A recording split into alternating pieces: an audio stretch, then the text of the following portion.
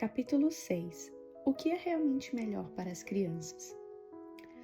Criando filhos para a glória de Deus. 7 filhos? Coitado!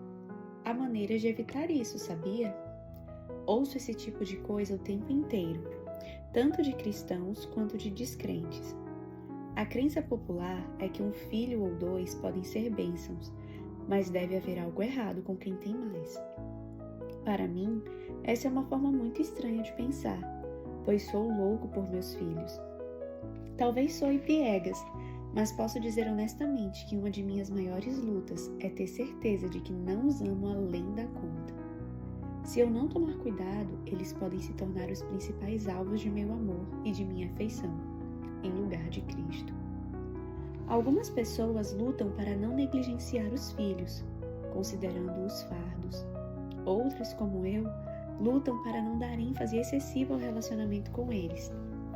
A verdade é que Deus criou a família, na qual deseja que tenhamos prazer para a glória dele mesmo. Existe uma forma de amar os filhos ao mesmo tempo em que os conduzimos a um estilo de vida de adoração e missão.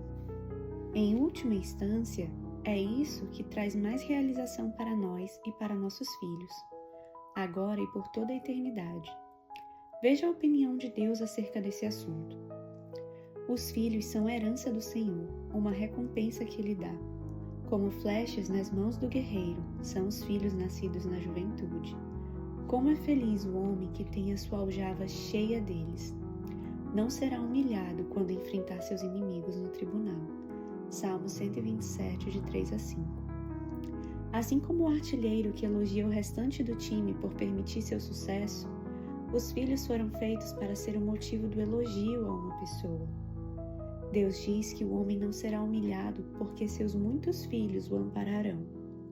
Porque agora os filhos são vistos tantas vezes como obstáculos, impedimentos para as coisas que realmente desejamos fazer. Desde o início dos tempos, as pessoas costumavam invejar famílias grandes.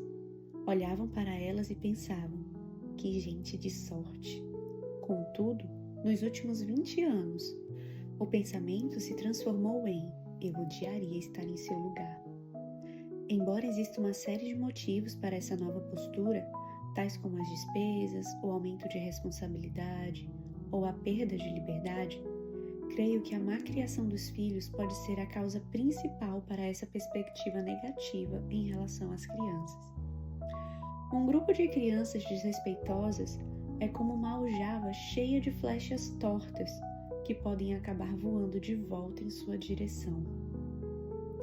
Crie bênçãos, não fardos. O que é um ótimo pai ou uma ótima mãe? É alguém que faz tudo pelo filho? Ou alguém que ensina a criança a fazer as coisas? Se a criança não sabe amarrar o sapato, os pais falharam, certo? Se não sabe cortar o próprio bife, será que podemos dizer que a criança está sendo bem criada? Mas por que parar por aí?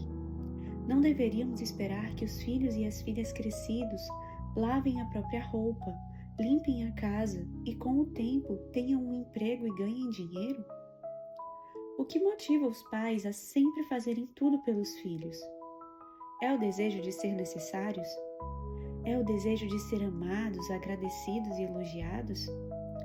A necessidade de ser amigos dos filhos?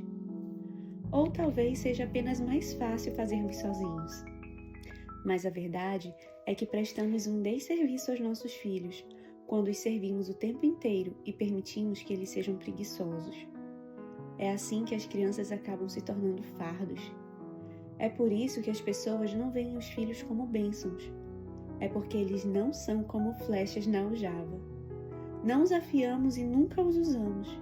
São apenas pedaços de pau que carregamos para todo lado.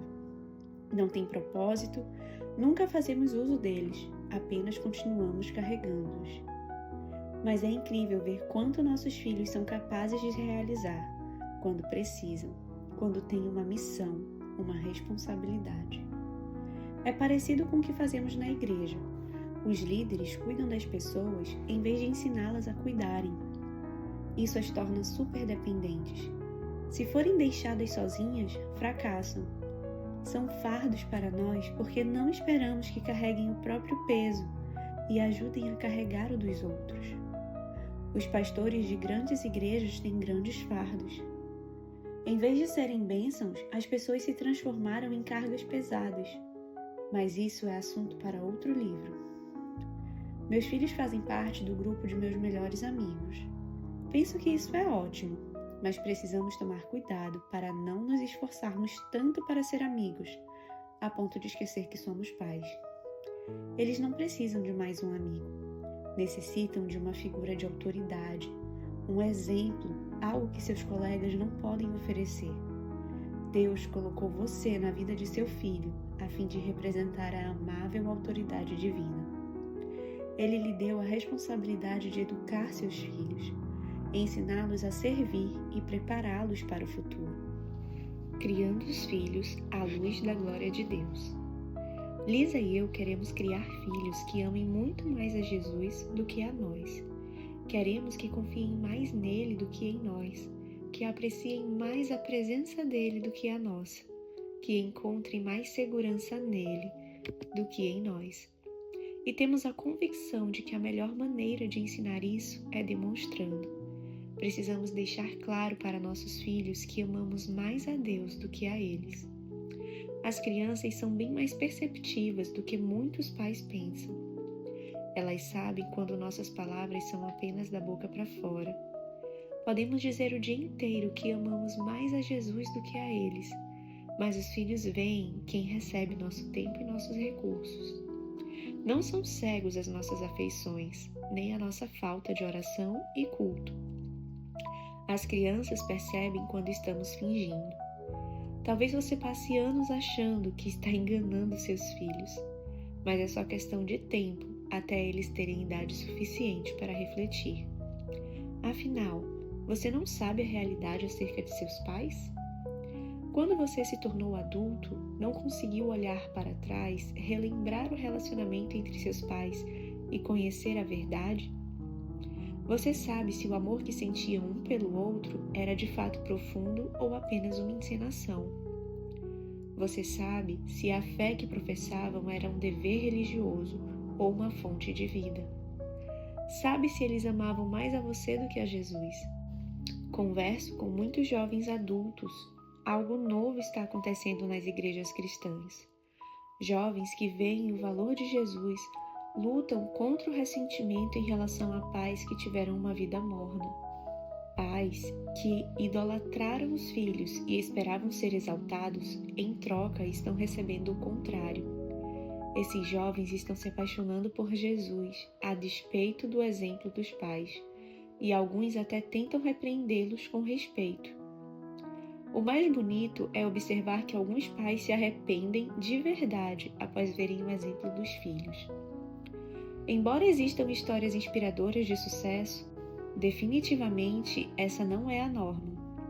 As estatísticas revelam que a grande maioria de filhos que cresceram nesses lares confortáveis, que tinham o hábito de ir à igreja, mas nos quais a família é idolatrada, sai da igreja quando completa 18 anos e nunca mais volta. Em muitos dos casos, os filhos amam os pais, mas não a Jesus. Há uma pergunta que todo pai ou mãe deveria fazer.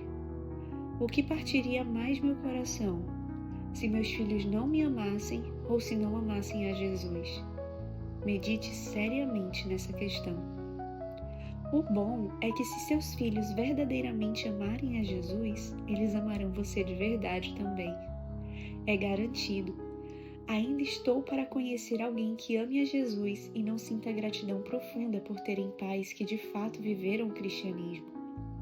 Além disso, quem ama a Jesus obedece a seus mandamentos. João 14,15. E Jesus ordena que amemos profundamente as pessoas ao nosso redor. Marcos 12, 28 a 31, 1 João 4, 19 a 21.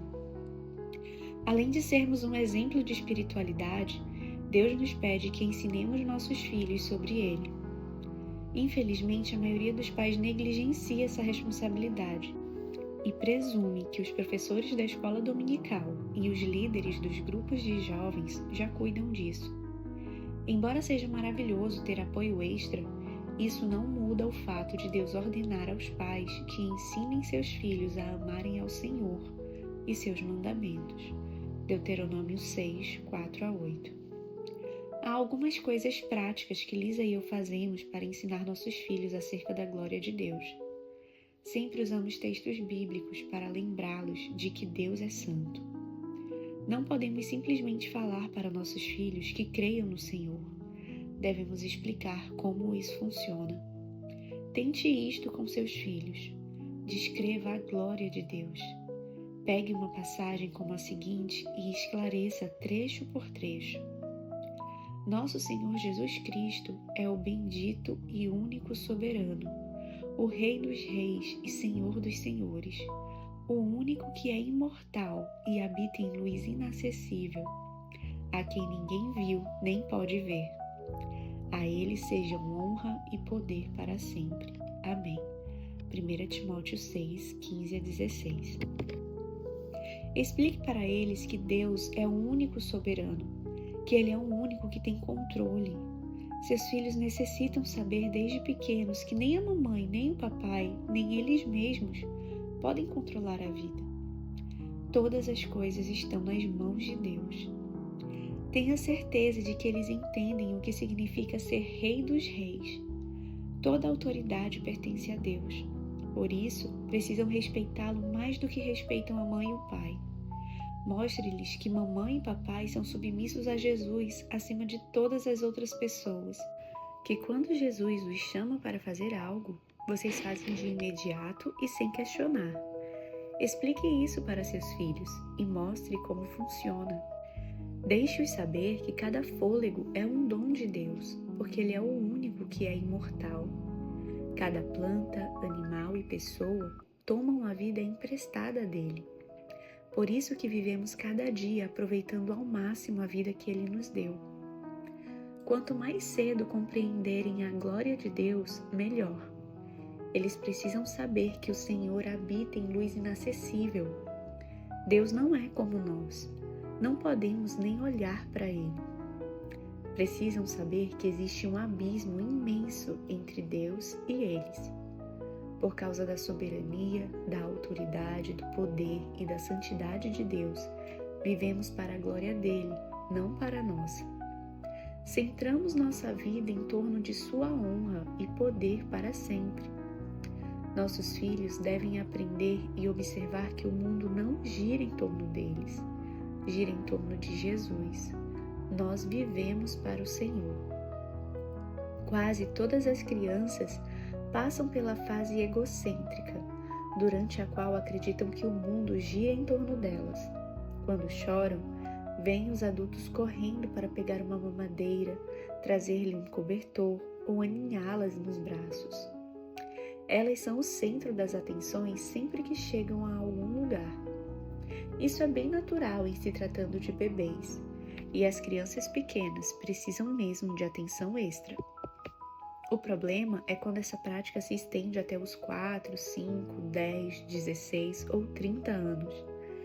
Infelizmente, muitas pessoas chegam ao fim da vida ainda acreditando que o mundo gira ou deveria girar em torno delas.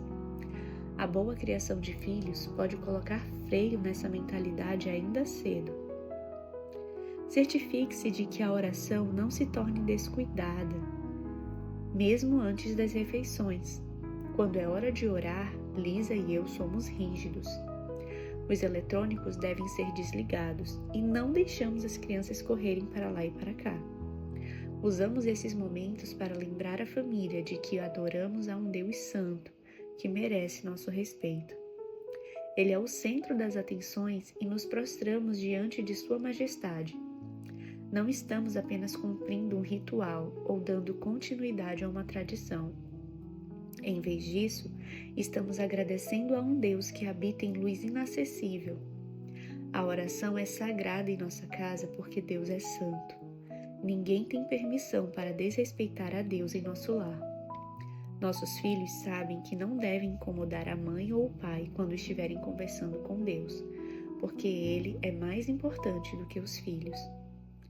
Embora tentemos falar sobre Deus durante todo o dia, descobrimos que a hora de dormir é a melhor hora para conversar.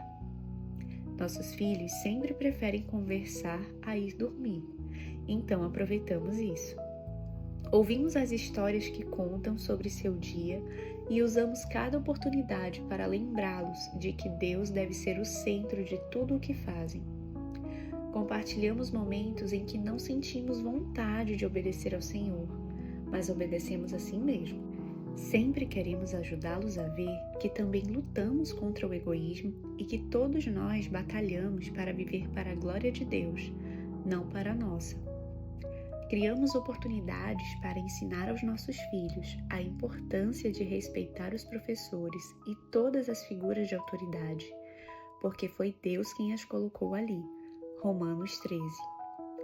Isso é crucial, pois a falta de respeito pelas autoridades é uma forma de arrogância que rapidamente conduz à falta de respeito para com Deus.